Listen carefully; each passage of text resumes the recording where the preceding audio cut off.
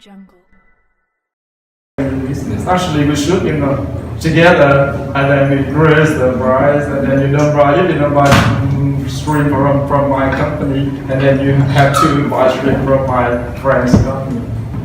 My friends, so that's why we don't have to lower the price. But in our country, when we do business, and then they should try to attract people by lowering the price, and then you can explore the price not even high.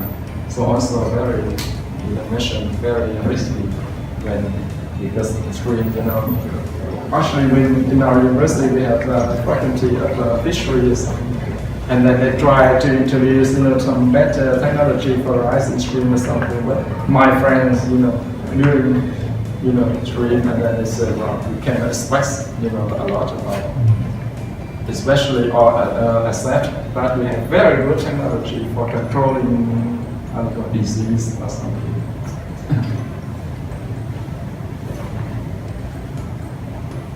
So there are something about policy regime, and then I just skip this, and then it's not quite a long time ago, so I think that I would like to tell you something about Mekong River Delta, and then you are Mekong River Delta in Vietnam here, and then if you take to this, and then we have Mekong River Delta as like this, and then that province I was born in my parents was born in Đồng province. I was born in Korea.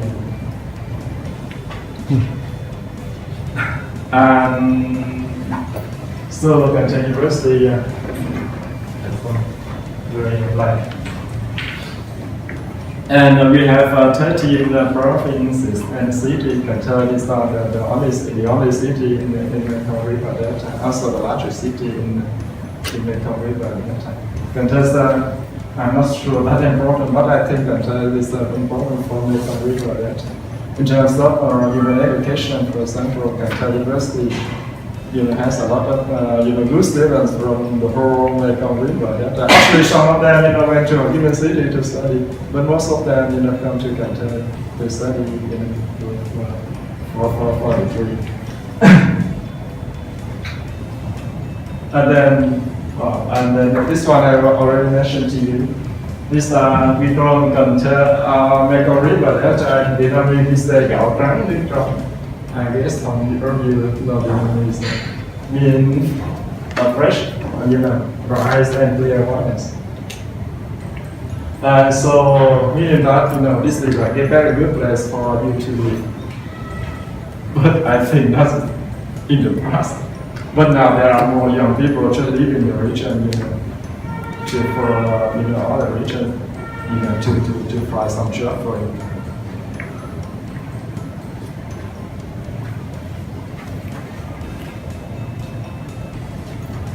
And then we have, we have very long course, so that's why we besides in agriculture, we can do some, aquaculture, and then.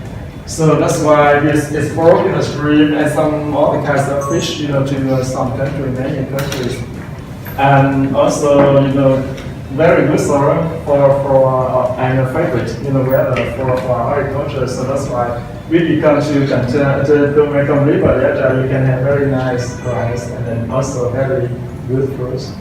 But I mentioned to you because farmers use too much sometimes, too much chemicals, so that's why sometimes you should be careful about this. I think I mentioned it to you several times, last year also, the year before last year. And so we expect, we export, a lot of products about, related to agriculture, is also rice. But the problem is we export rice and rice, to just middle or low income countries because the quantity is not very good.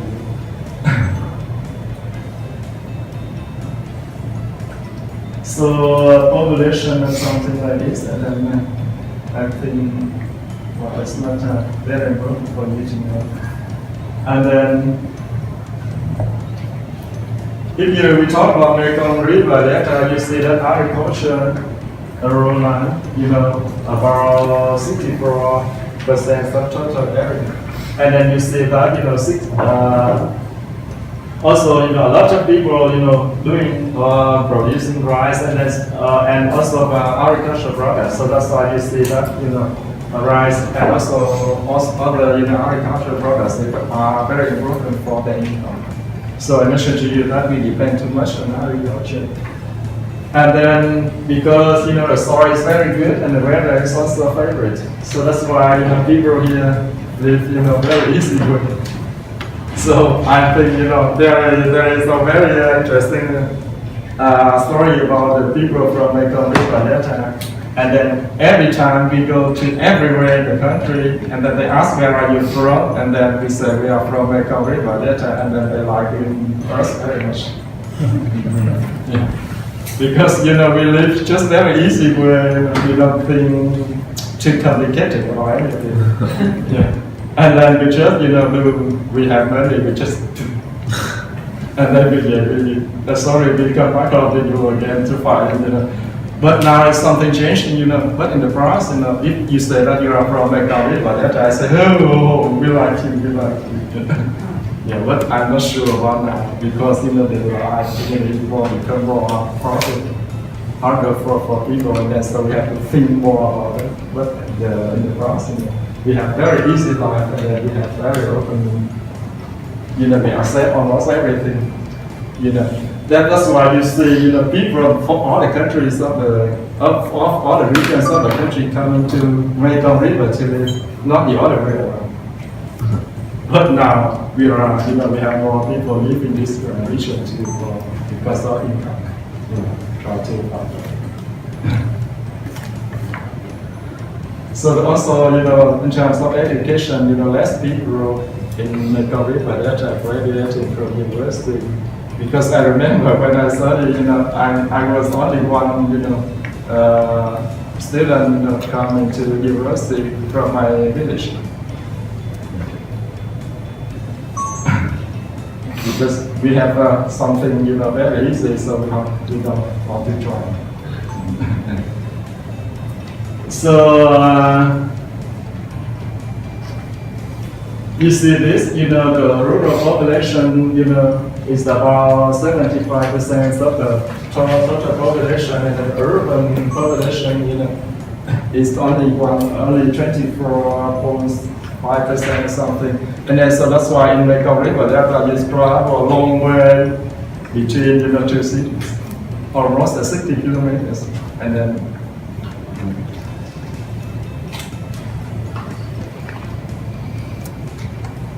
So, but the problem, before we have very good, condition for living. So many people coming to Mekong River to live, and also, we don't leave our region to for other regions. So that's why the population density has become higher as compared to the average of the whole country. And then now we are around 1.6 times the population density is of the average of the country. Dr. Nee, what is considered urban population in the Mekong Delta? For example, yesterday with Dr. Ching, we went to the Mekong commune and we were in a hamlet in the commune where they were small farmers, but it was very densely populated. Is that considered urban or is that considered rural? I think it's rural. Urban? Rural. Rural, okay. So what would be the cutoff? What would that make somebody an urban population? I'm not sure. We don't have. I don't know. Very clear definitions of urban or something. But like we have some city and Mekong River Delta, and then I'm not sure how to say. But if you are living in a city like a certain size, and then you count as the urban. Living in urban areas. And you see, small village or terminate in rural area, and then you see the density, the population density is very high. But we also consider that rural. Yes. Because it's surrounded by. I think that what's interesting for us is the density of the population where we were yesterday is much denser than most of our urban areas in the United States. with the cities and towns, for example, where we live in Missoula, I think the population density where we were yesterday was much greater than our city of Missoula. And so it's interesting to compare how that is seen. Yeah, I see that. Because, your country is very big large, and then you have, very big areas for one person, so that's why it is very big. And then over here, the densities are, so that's why we have more space for each people to live. So In our state, in Montana, we have about 1 million people, and I think Vietnam about 95 million people. Yeah. And they're roughly the same size. Our state and Vietnam are roughly the same size. So Vietnam is almost 100 times denser in population. And, but even in Montana, the majority of our population is now defined as urban because they live in cities and towns, even though we have a very broad rural state. So it's a very different dynamic. Yeah.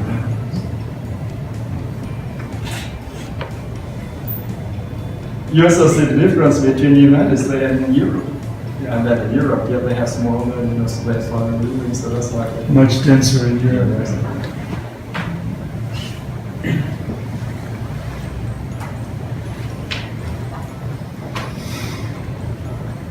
So you have, the density of population density of the region is high, and then we depend too much on agriculture, and then, harder for people to find. So that's why, they generally not, how to say that, they just, temporarily, make it or leave the region for jobs and then income. But in a long time, they will come back to Mekong River Delta, but, for certain, periods of time, and then they have to go somewhere to find a job. So, especially when, last year, 2016, and then we have some kind of drought, and then many people, especially in southern province, have you been to southern? So many people there, live for the eastern, region, find some job because. At that time, last year, the beginning of this year, they cannot do anything related to agriculture and aquaculture. So that's what they have to do. So you see that people in the Mekong River Delta are very vulnerable or fragile, to some change in terms of nature. So I mentioned to you that because of the living, the region, the rural area, so that's why the cost of agriculture production increased and also the quality of products increased. Because when you have something for to harvest, and then you cannot find labor, and then you just leave the thing just find in the fields, and then the quality come lower. And then if you want to have some people to harvest that for you, then you have to pay higher costs because it's harder for you to find people to farm for doing that. And then so that's why we think that we should do a lot of things, a lot of things that should be related to make our economy better. But I mentioned several times to you, I didn't see any effective policy in terms of creating better chance for our people. Also something about people here, and then we have. I think this is not very important for you, or you can learn this from other people. Much more about this. But I just want to show some nice picture for you. This is our people, people. They have a very typical this kind of pattern. And then this we have also this long dress. If you go to high school, and then you see a lot of young viewers, wearing something like this. And then we also live together with the Chinese people here. And then we say Chinese Vietnamese, they have a very typical. And then you see some difference between them and us. Just stop and you look at their face, and then you see there is some difference. And then you also have some Khmer people people that's from, originally from Cambodia. And also some people, like this.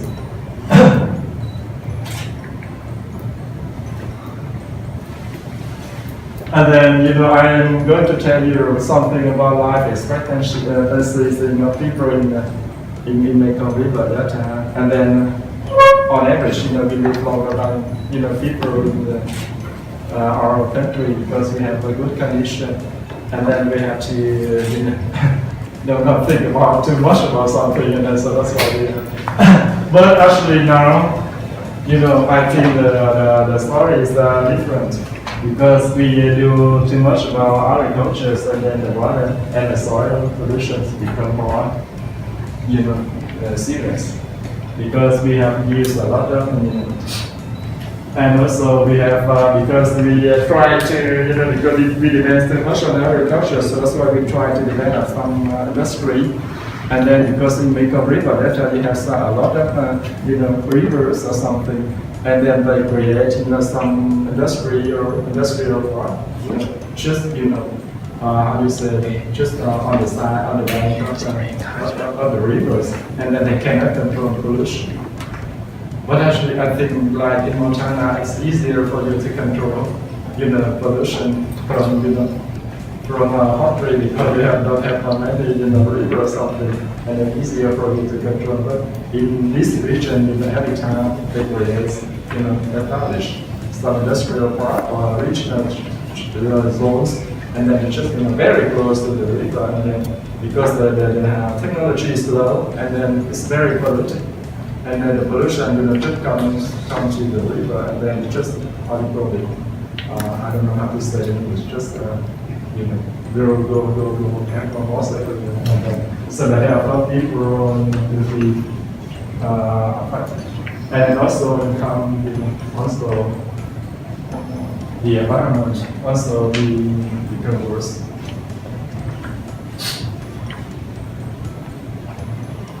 I mentioned to you that as compared to most regions in the country, in Mekong River Delta, there are less people, going to school. Because we still think about something like a long time ago, we have some very easy thing. If you go, just outside your house, and then you can have some rice, and then you have some kinds of vegetable, and you have some kinds of shrimp and fish or something, and that's enough for you to live on. So that's why we don't care much about going to school. So that's why, many times people from, especially from Hanoi, to come to our region, and then they say, well, you have to, because you have problem with education, you have to learn harder, because not compared to us, we are more, literate or educated than you, and then sometimes I become very hungry, Yeah. I'm not sure that we have a step program to receive people from Washington, DC or New York or something. I'm not sure about that. And then I told some people that as compared to how to call it, intelligence, I'm not sure that you are better or me better. I'm not sure about that. But you like to study, you can study. I don't want to study. I can do what I want to do. You shouldn't compare the level of education for people. Having two different studying conditions of thinking or something about it.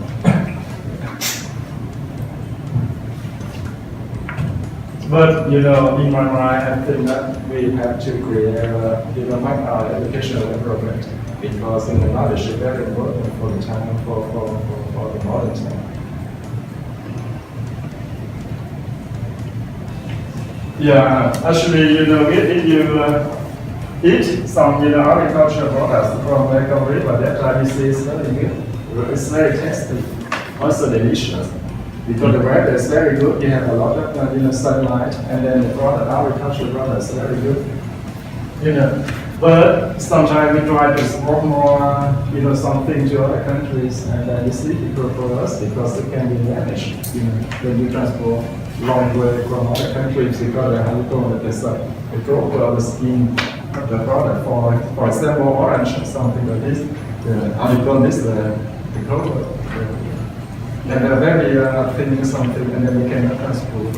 So our some scientists, try to create,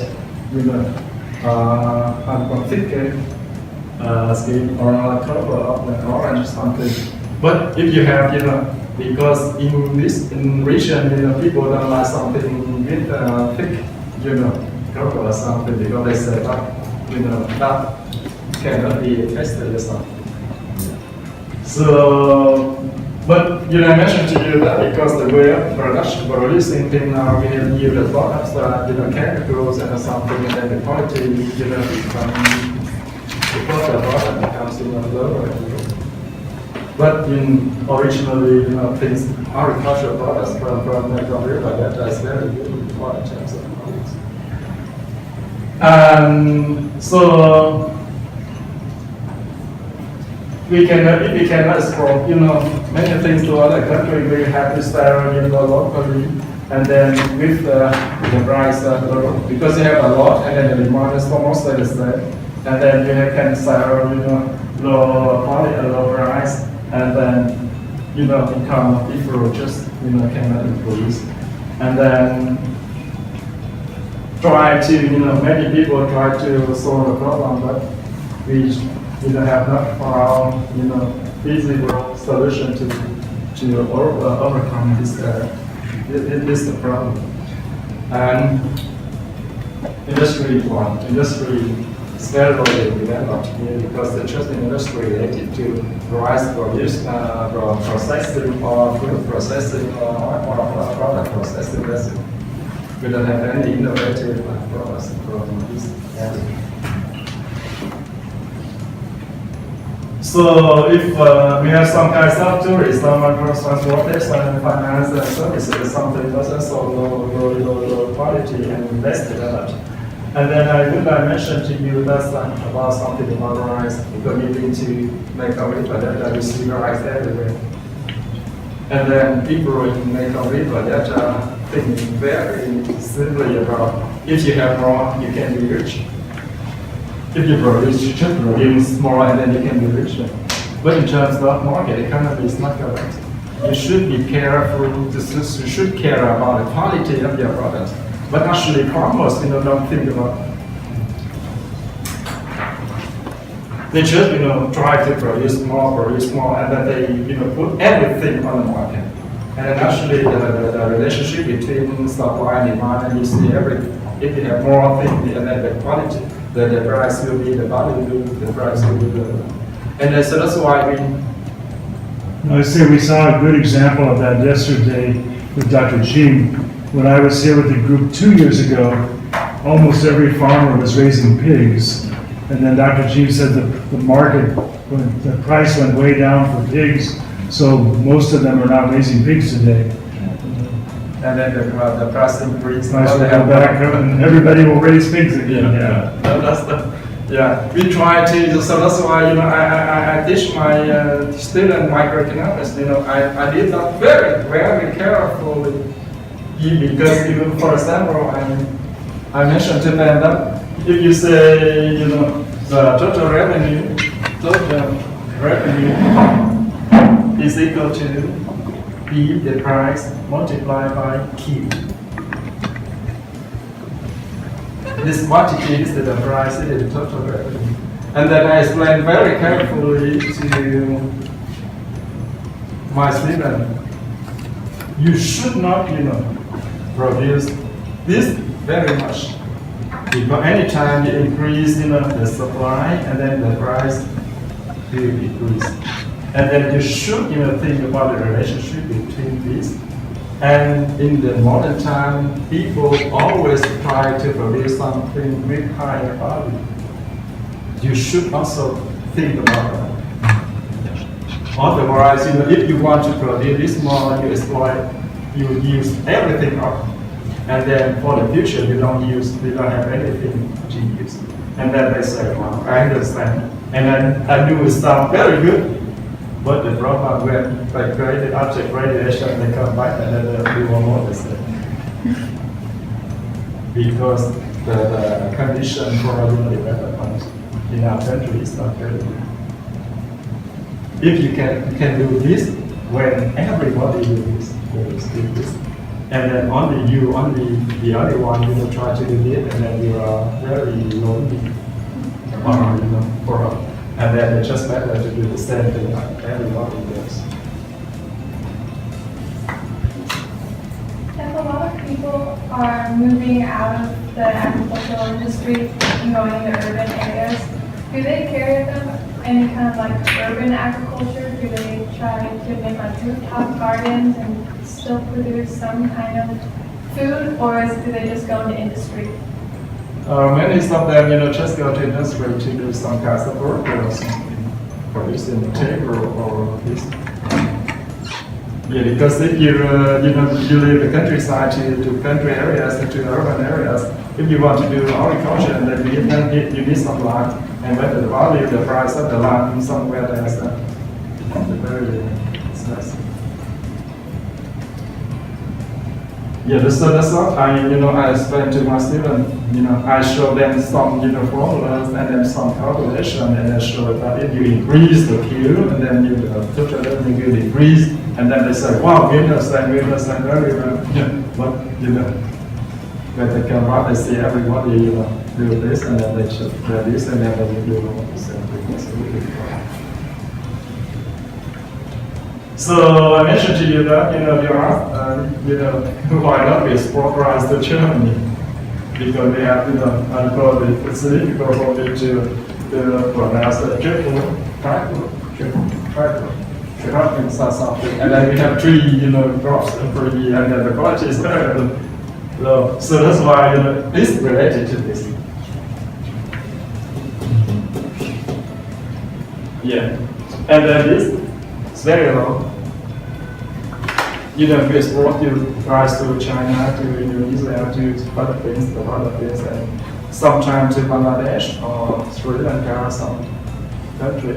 Also, we expect to export to Hong Kong, some but very small amount, to that country. So usually this.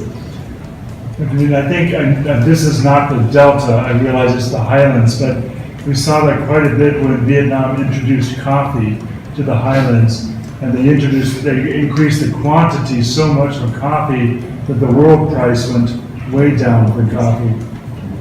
Because Vietnam is the most important coffee exporter. Yeah. So every time they increase, the quantity is exported to the other country, then the price of the world slowly down.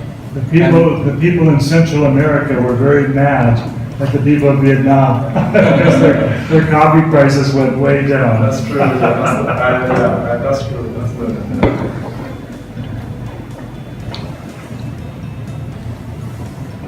Yeah, we have some figures about rice production, but I would like to tell you some we depend too much on rice production, but the rice production is not very flat, at both micro, central, local government, and also micro, levels. So that's why we have a lot of price in markets, and then the price decrease, and then the price when in the time of the harvest, and then the price is very low, and then when the harvest is fall, and then the price increase. But the problem for farmers and the harvest fall, and then they don't have price anymore to sell when the price increase. So you see that the price, the right price fluctuation,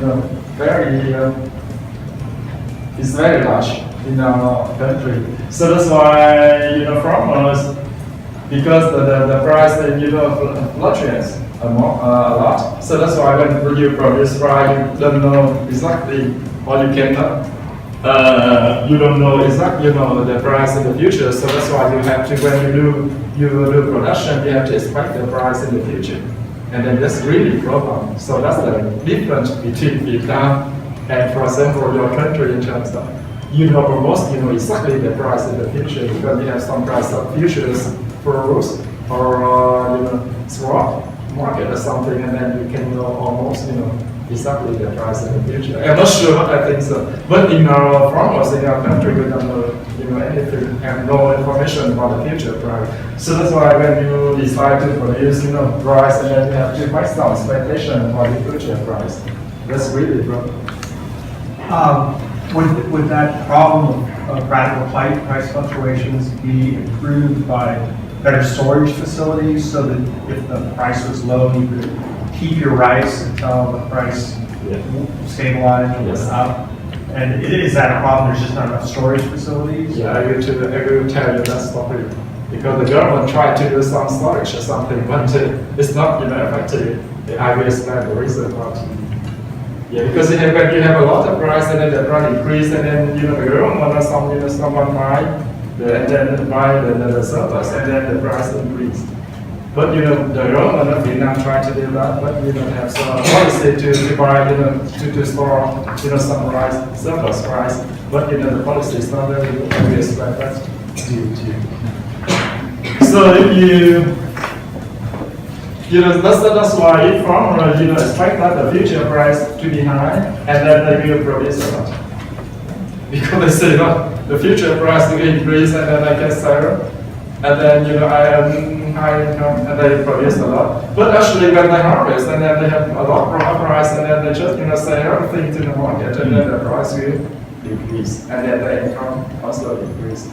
But anytime they expect that the future price to be low, and then they don't want to produce, and then other habit, for time you have less supply of rice on the market, and then the price increase, and actually they don't have anything to sell. Yes.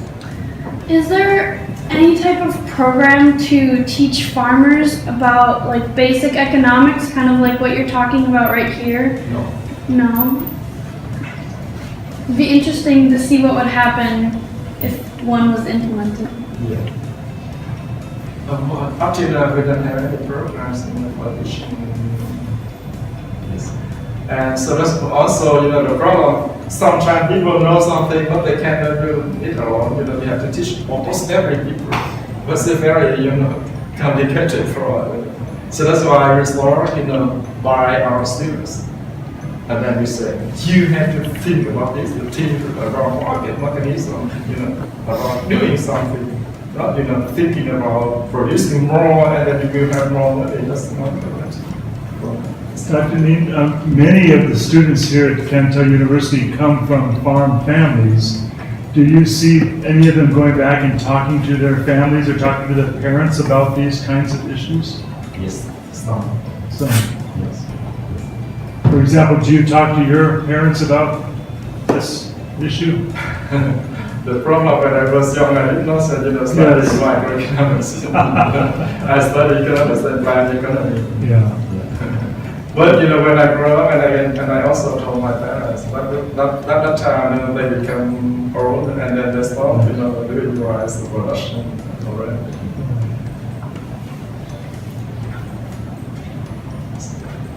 So I think we have I would say that it's not Wrap it up pretty soon. Yeah.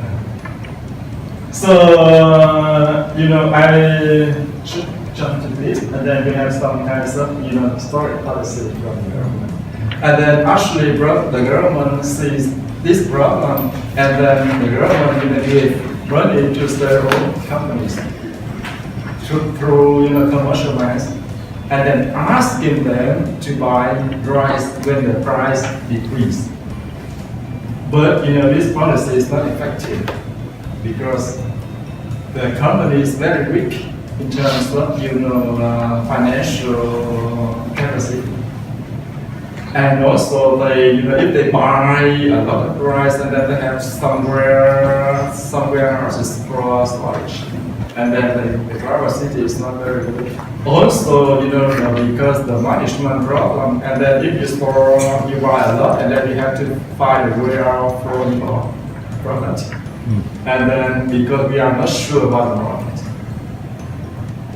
For example, exporting to other country. So that's why managers, most of the companies be very careful or very crazy about this. And then they have to protect themselves. Because if you buy things like it and then you're making loss, and then you cannot, sell longer, so that's why. And also, because the size of farmers in Mekong River Delta is very small, and then you cannot reach every farmers by rice from them very costly. So that's why they just buy rice from traders. Because traders, there are a lot of traders, can reach, farmers, buy rice, and then they collect, a lot of rice that they sell the company. And then the policy of the government about this storage, about storage is not effective because the firms depends on the traders for the rice, and the trader become monopoly.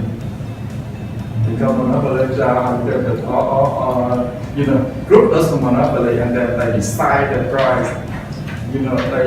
They set the price for farmers. So the value chains, of rice in Mekong River Delta is very complicated because they have a lot of traders, and then farmers cannot sell the product directly to, firms asked by the government to buy rice from them. So that's why they have to still to sell rice, at very low prices, dependent, on the decision of the price set by traders.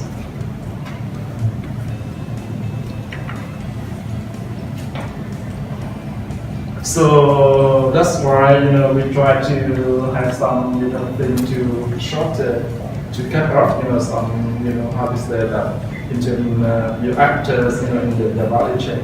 So that's why farmers can sell directly to firms, so that they can they can have more better information about the price, and also they have more power in negotiation with the firms when or with someone when they sell product. Otherwise they cannot purchase. So that's why this policy bring benefit to traders, not to farmers.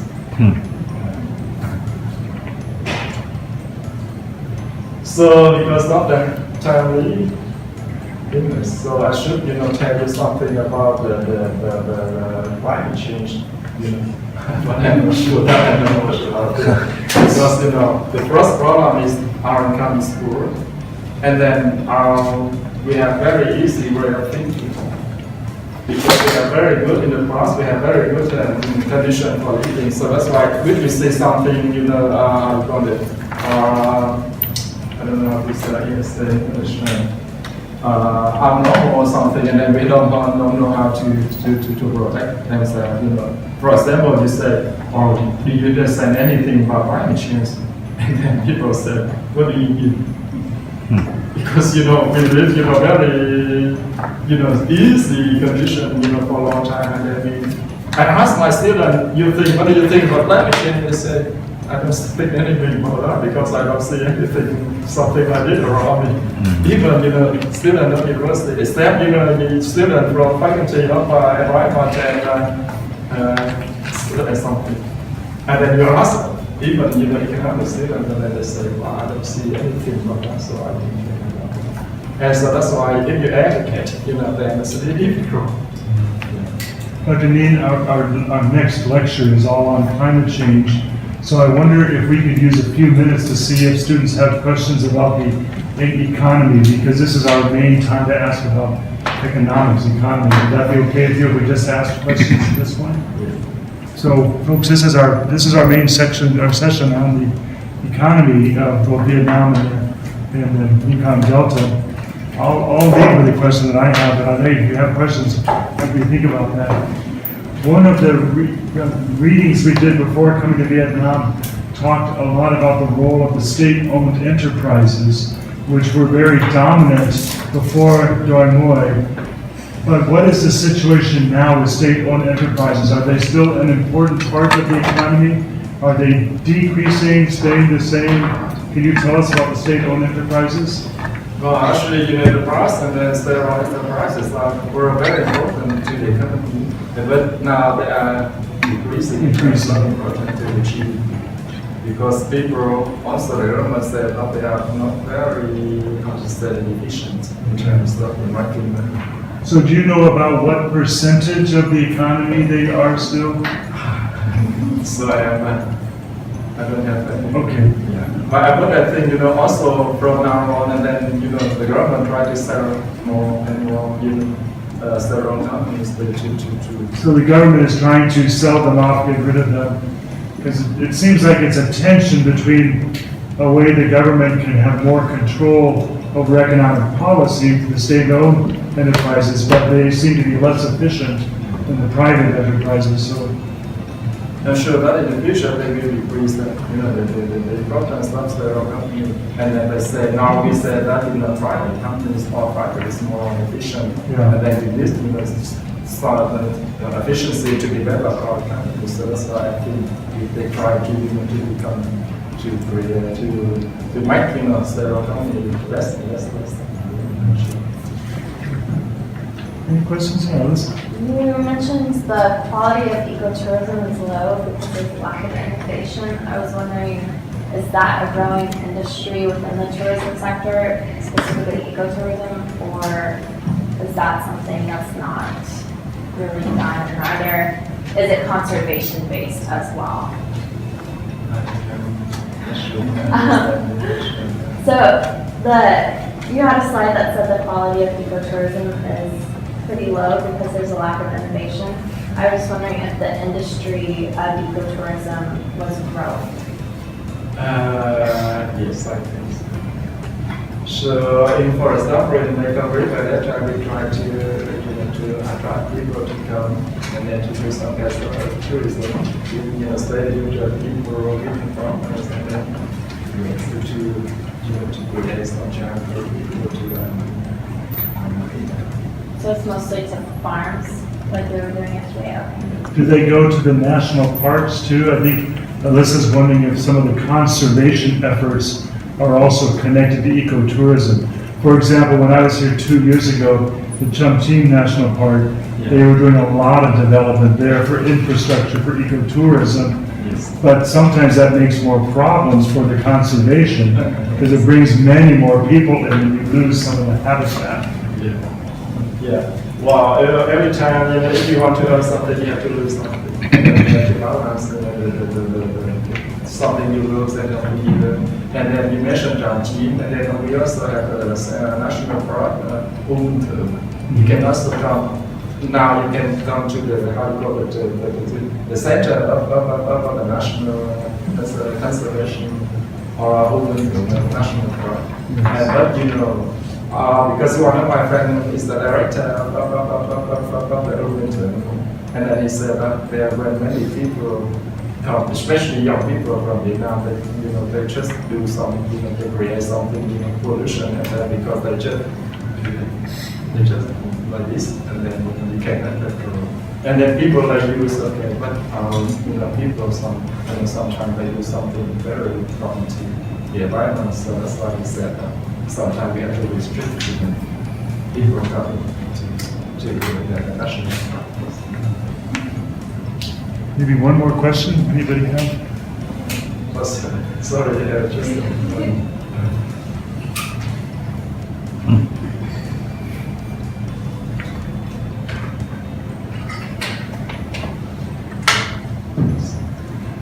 You mentioned briefly that when you first started learning about economics, it was under a planned economy. Did you have to, I'm curious what Joy and Moy did to your education then. Did you have to retrain? Oh, that's a very long story. I told you something that is, I studied planned economy, and then I got scholarship from the Dutch government to come to Holland to study for master degree. But that time I came to Holland to study, I had to study market economy, and then I have no knowledge about market economy. So, but I have to study for master degree. And then I say, okay, to my teacher, say, well, I'm doing wrong because I don't know anything about like marginal growth, average growth, or revenue or something. This one, for microeconomic policy like ISLN and Keynes theory, I don't know anything about that. So, why should I study for master degree? Because I don't know anything, basic things about that. And then my teacher said, you can decide, you can go home, or you can try your hard, and then if you fail, and then you have very good reason for failing. And then I say, well, so okay, I try. And then actually I passed in a very good result. So they accept me to PhD. I don't study anything about, for a bachelor degree about my market. But actually I study, but I have to study very hard, especially, some, subject or some courses like international economics. I have no idea about international economics. I have no idea about microeconomics. And then, but because I study mathematics very good, yeah, even I won, the gold prize for mathematics sometime, some level. And then so that I can adapt, my knowledge, I can learn fast because economics, something related to mathematics, especially microeconomics, and then I understand very well, and then very quickly. So that's why in 2 years I studied from nothing, and then I got my master's degree, and then I started to PhD. And your graduate program is all in English? Yes. This is also very difficult to do graduate work in another language. And I remember in the first 3 months or 6 months something I came to class, I did not understand anything. It was very crazy for me because when I came there and then I said room like this and then the train, the railway like this and then because I also came by railway and then anytime I walk, I don't know where I am. So I just want to to jump into the train to go back to Vietnam because I don't know where I rush because I was alone and then it's very cool and then I study alone, I can't understand anything for some months. And then people talk to me and say, well, I don't understand. Even, I got C degree, in 1992, before I come to Holland. But you say you study at the time, you study English here, it's very different from your world. Yeah. I'm always amazed. Each faculty person I meet at Canton University have had really difficult graduate student experiences because you're in another country, in another culture, in another language, in another educational context, and you have to succeed in a very difficult context, but it's so valuable what you learn, and you bring that education back here. Really good. Thank you.